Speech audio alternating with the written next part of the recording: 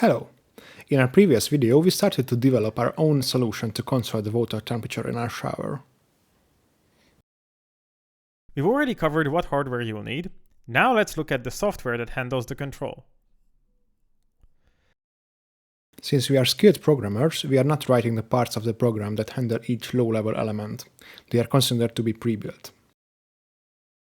In many cases, they are provided by the manufacturer or prepared by other engineers in the company.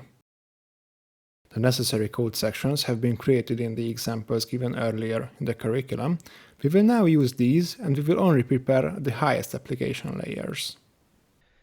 It's like what we talked about in Chapter 5 of the curriculum, detailing the hardware abstraction layer, but now we're going one level higher. If I want to rotate the motor in some direction, I just give the instruction to rotate, and I don't need to know how that is achieved. The driver program knows how to set up the digital outputs to determine the direction of rotation, and how to calculate the PWM parameters for a given speed, and the hardware abstraction layer knows which register of the timer this data will be written to, and at which address it will be available on the microcontroller's internal buses. The low-level program sections will be in the drivers folder, while the program files we wrote for the application layer will be in the application folder. The drivers for the motor, the thermistor, the SD card and the OLED display will be needed to create the program.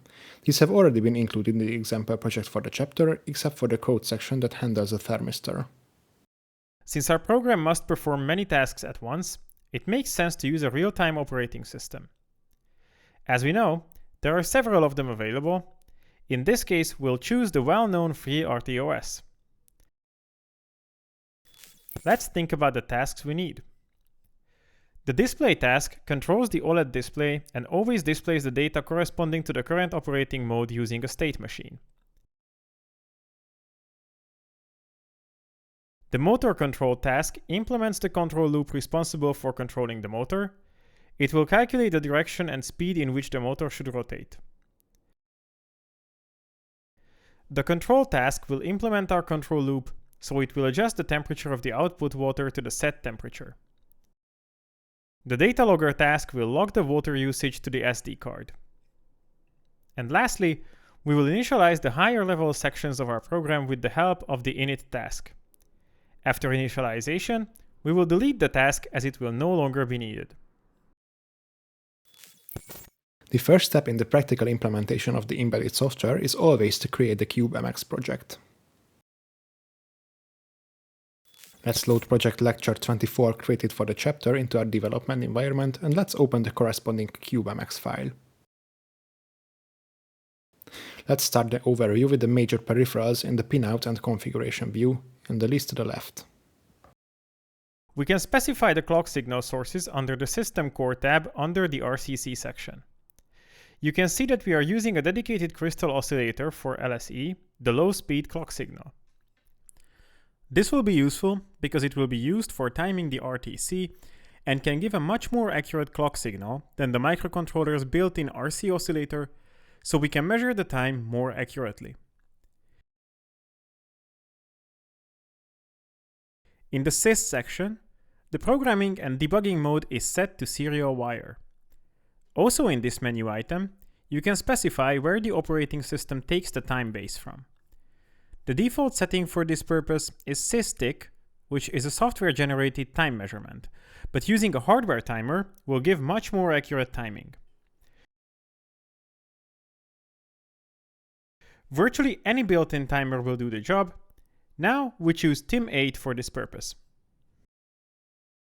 From the Analog tab, we need ADC1. This analog-to-digital converter will sample the analog signals provided by the NTC thermistor and the potmeter, which we connect to the IN3 and IN10 inputs. We shall enable both continuous and scan modes at the same time. Thanks to this, controlling the AD converter will not be much of a problem. It will automatically sample both inputs periodically. First IN3, then IN10, then IN3 again, and so on.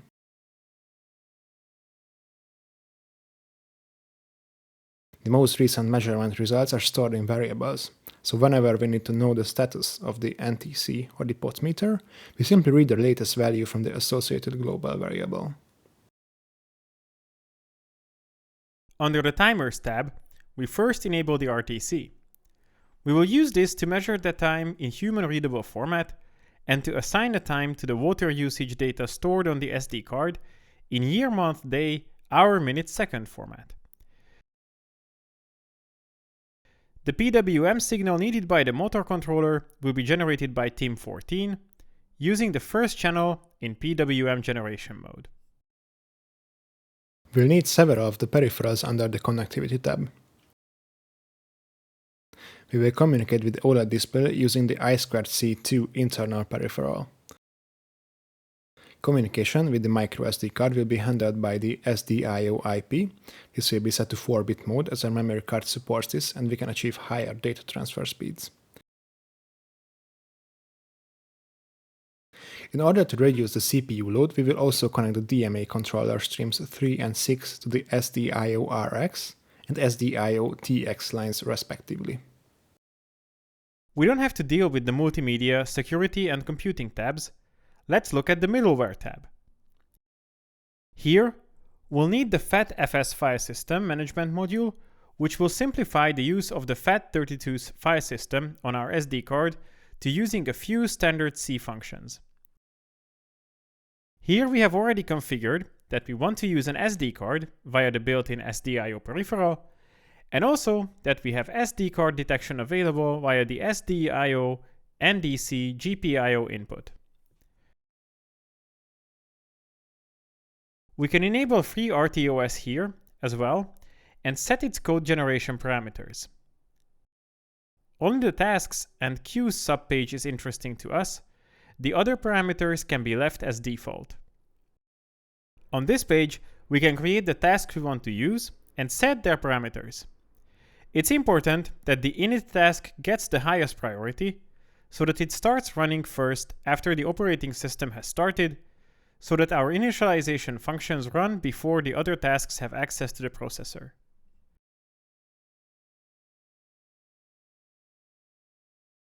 Motor control task, which is responsible for controlling the motor, has an important role as well, since we use a PI controller to control it.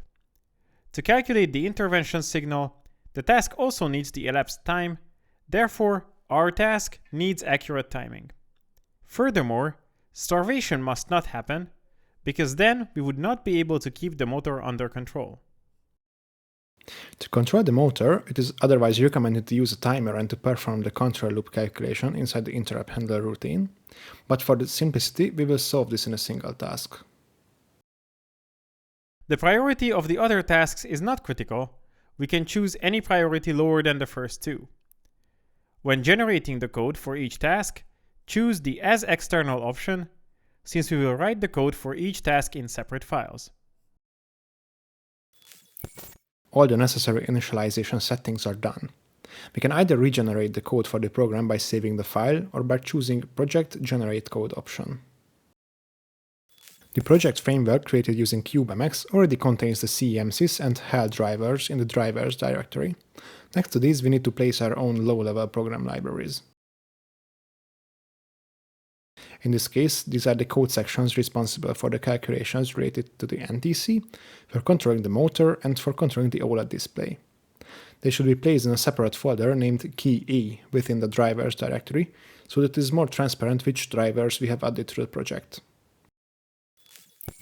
In the project, which can be found on our website, everything has been prepared, but just for the sake of the example, we will show how you can add your own driver to the project. As we can see, the driver for the motor and the OLED display are already included in our project, but the driver for the NTC thermistor is not. Let's create a new folder in the drivers/KE directory called NTC, and in it, two new directories called INC and SRC. Now we need the .h and .c files of the driver. As already mentioned, drivers can be obtained from the manufacturer of the peripheral, but because NTC sensors are easy to use, no drivers are usually released. In this case, we will convert code sections from another program into a driver that suits us. Chapter 14 of the curriculum was about NTC thermometers, so there will certainly be suitable code for us. If you haven't done so already, download the project Lecture 14 Calibration. It's not necessary to import it into development environment. For now, it's enough to just look at it with the file manager of our operating system. Let's look for the thermistor_misc.h and thermistor_misc.c files in the core directory of the inc and src folders. We will need these and the code sections they contain.